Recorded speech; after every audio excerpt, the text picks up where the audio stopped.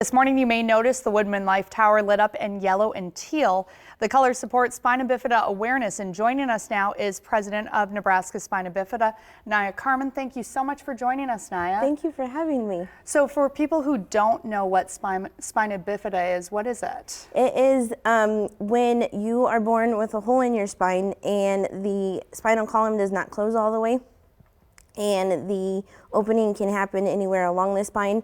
And then the mother's amniotic fluid eats away at the different nerves in the spinal column of the baby.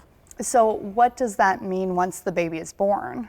There's multiple symptoms and multiple complications that can go along with having spina bifida. The three most common and the three most that people are aware of are myelomeningocele, and then spina bifida occulta. And without getting too technical and too medical, it depends on which form of spina bifida you have is kind of dependent on which symptoms and which complications you have. But spina bifida is also known as the snowflake condition, and so that also means that, so my lesion and where my hole in my scar is at is L4, L5 along my spine. And so for me, what that is it's mobility. And I did have a shunt when I was younger, but by the grace of God, I got it taken out. So I no longer have a shunt.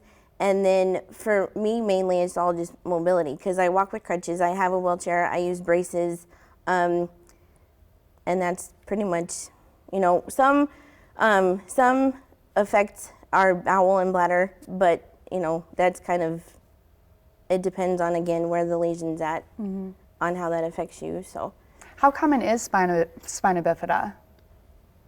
Very common. It is the most common permanently disabling neurotube birth defect in the United States.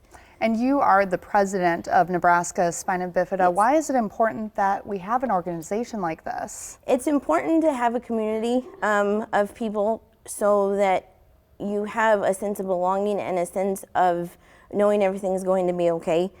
It's important to get involved in those organizations too, because, you know, when you have a child that has spina bifida, you want to have peers that are there and that they can look up to, and you want to have parents that, you know exactly what you're going through, and you can bounce questions off of and ideas off of, and you know, medical advice and all those kind of things. And it's just really important to have a sounding board and to know that it is going to be okay. And you know, a lot of the times you get painted this grim, gloom and doom picture, and having the community behind you, you know that that's not always the case. Because for me, we used to call him Dr. Gloom and Doom when I was really little.